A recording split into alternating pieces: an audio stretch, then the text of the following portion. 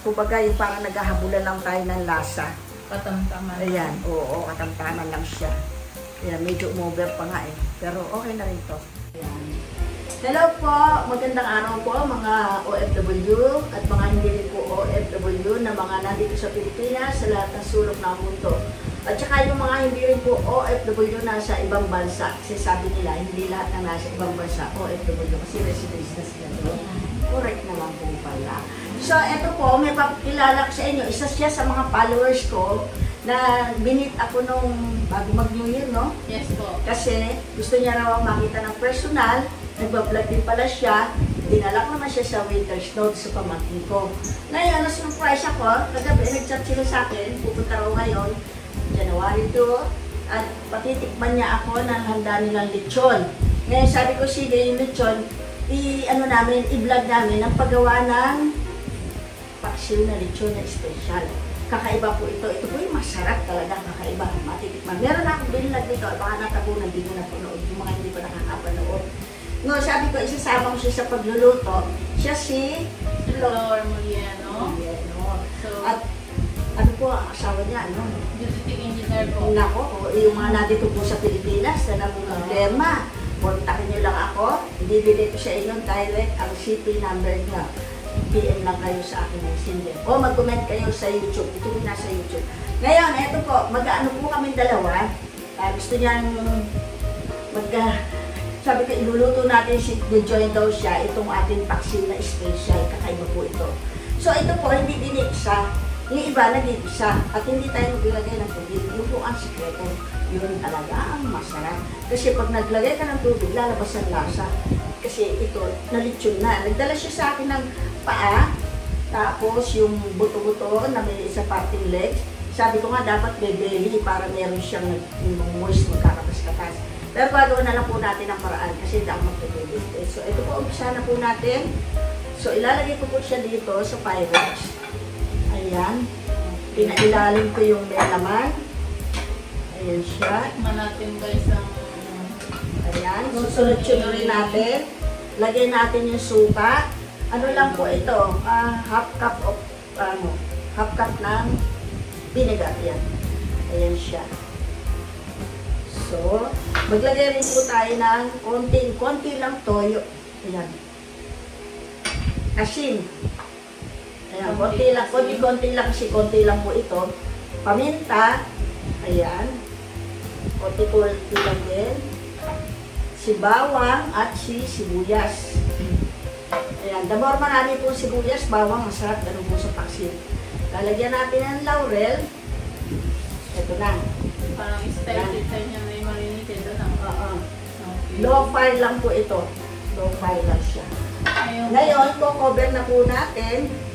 At sisindihan ko na. Ilo-low fire lang natin siya. Medyo lalakasan ko po siya kasi maiinip ako eh. Para uminit lang yung ating glass pipe. Dito. Ano ito eh. Yung pwede ko lutuan. Pero ano ito? Pyrex. Painitin ko muna yung Pyrex. Pagka mainit na siya, low fire na natin. Ayan. Tapos balikan natin siya ng mga after 15 minutes. Kaya yung punta na after 15 minutes siya, nakakagawa ko ng mga pugasan ko dito, ganun-ganun. Magchichika-chika muna kami. So, madalas nyo na po kami makikitang magkasama. Kasi next week po, sa Isabela kami. Ito pala, kung mai-upload dito ng anak ko na mabilis, see you po yung mga followers ko sa YouTube. Baka kilala niyo po ang family niya. Mag-meet and greet po tayo doon. Mag-comment po kayo dito sa ating vaccine na lechon. Ano po ito agad sa anak ko. Hindi ko mami ang gabi para bukas may time siya. Ma-upload na niya. Umabot yun sa makapanood bago mag-7 o 6. Yes po. Mga 7 po guys. Magluluto kami ni Tita doon dahil in-invite ko siya para sa kasal ng aming pamangkin. Pupalag po kami doon. Pupalag po kami. Tsaka yung mga lutong Ilocano, gusto ko po matutunan. Marami na rin siyang alam. At taga Bicol siya, asawa niya ang taga Isabela. Yes. Pupunta rin kami ng Bicol, yung mga sa Bicol dyan na gusto akong ma-meet and greet. Nakarating naman na kami din sa Lada. Yung inaanak ko, hi, inaanak siya. Yung taga Bicol. Sorry, nakalimutan ang pangalan mamaya. Re-remind ko. uulitin uli namin ito pagdating ng after 15 minutes. See you po after 15 minutes o 10 minutes. Mamaya ulit guys. So, ang saya ko kasi ito, pinagbigyan ako ni Idol na bumisita dito sa bahay niya for the first time na matitikman ko yung kanyang version na lechon. Maraming gusto makatikim. Dami na ito gustong makatikim pero but now, actual talaga. Tapos ito pa nga, na maganda ang pasok ng 2025 sa akin kasi namit ko talaga siya.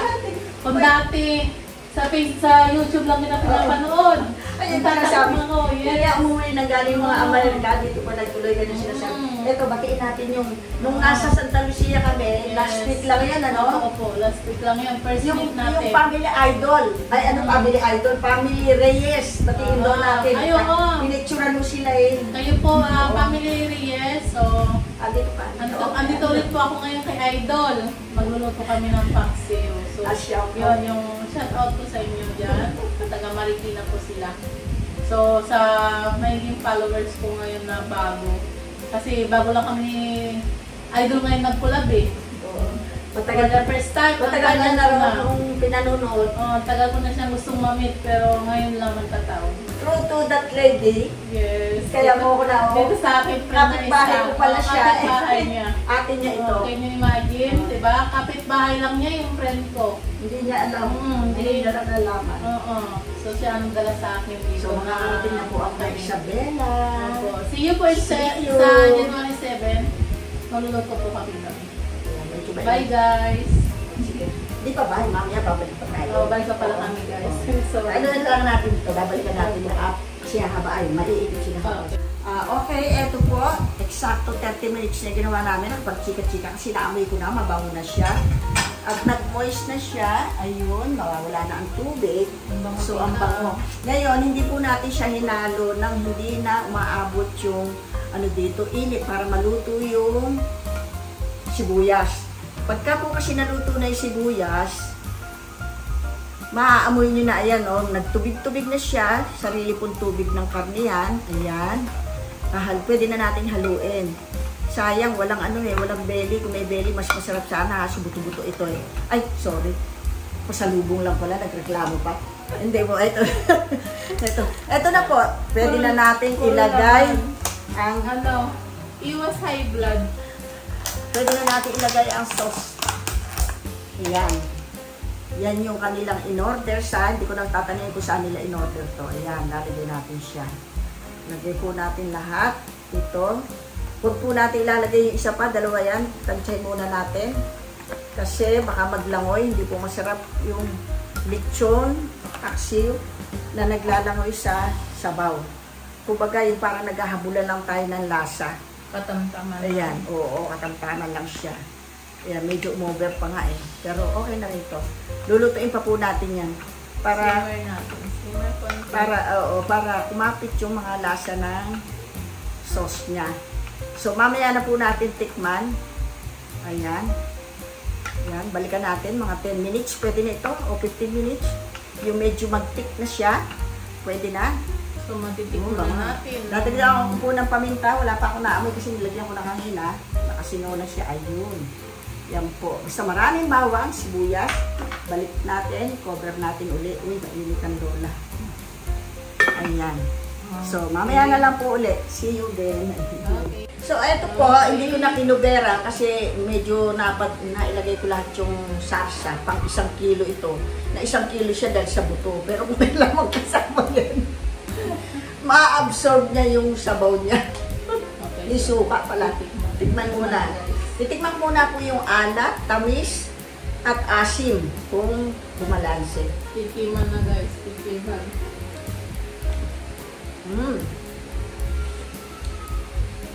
Parang sakto na siya.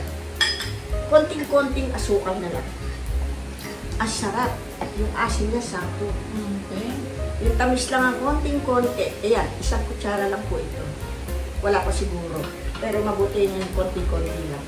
Parang hindi kayo magka-diabetes guys. Oo. Tsaka yung lasa niya, huhulihin natin yung sarap. Iwas diabetes. Lalo ngayon nagpapayat ako guys. Kaya nyo naman, pumuputok na ako.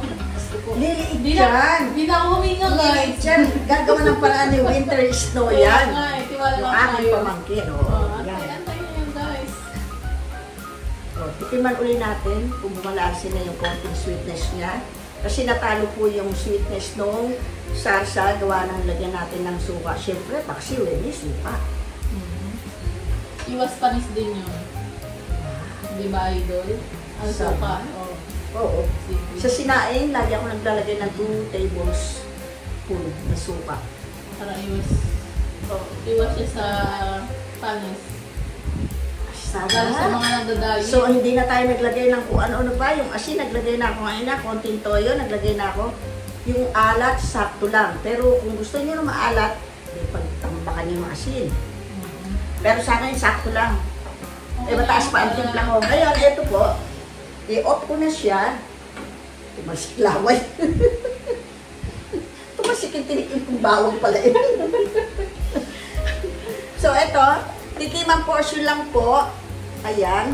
Titikman na natin. Titikman lang natin. Kasi kakakain lang namin sa damakmak. Ayun. Nainip kasi ito po. Low fire ang ginawa. Medyo matagal. Abot siya ng 1 oras. Kasi ilalabas niya yung sariling katas ng karne. Dahil nalitsyo na siya eh.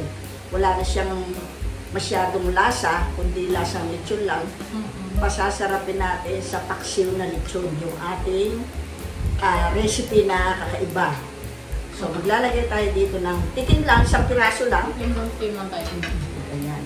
Okay. Ayan, tapos, so guys, titikman balat. natin, ha? Yung balat. Buto ng sasakyan. Ulit-ulit talaga. So, eto po. Tikim na kami ni Flor. Yung aking followers, subscriber. Hindi ko akalain na magiging close kami. Magta-tandem na kami, magkukulab na kami palagi. Walang niluto yan na hindi ko sinundan. Nakalang puyat-puyat na ako kakasunod sa mga ina-upload niya. Tiyan mo guys, ngayon Ganyan narinig ko sa kanila eh. Tapos yung walang ganang kumain, nagkakagana raw. Oo, Saan kang matakaw ba ako? Kaya guys, tiyan mo naman. So ito po, unang subuko sa inyo. Sa mga followers na sumusunod dyan, hindi ka. Yes. Kita may kasetsya niya. Tiyan mo guys. Unang subuko sa inyo. Ikaw naman. Ako naman guys ha.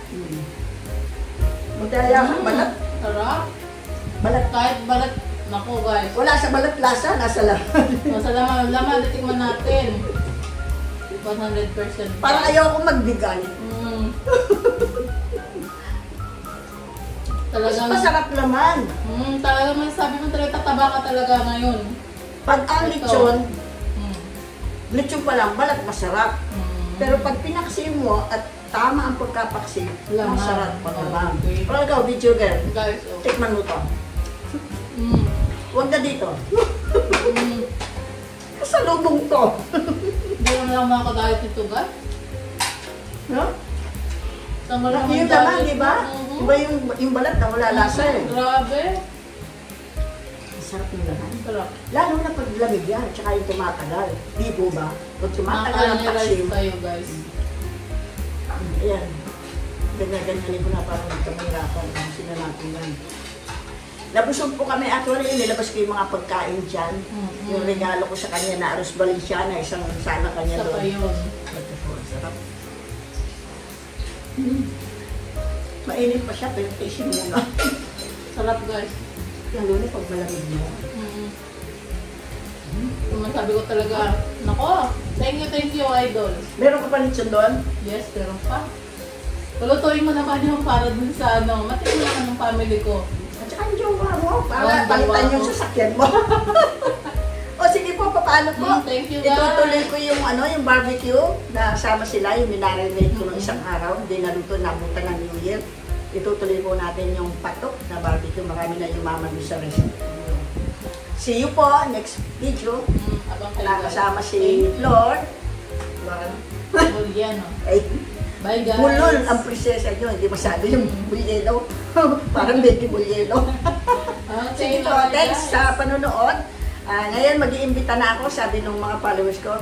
Ako lang daw yung nagbablog na hindi nag-i-invite ng please YouTube my channel. Ngayon, bago po ako sana mag-70, makaabot ako ng 1M. Kaya magsasabi na ako sa inyo, please subscribe my channel. Para bago ako dumating 70, maka 1 million wala. Uugod-ugod na lola nyo. Pagdating 70, nag-YouTube pa rin. Abangan, sipon eh.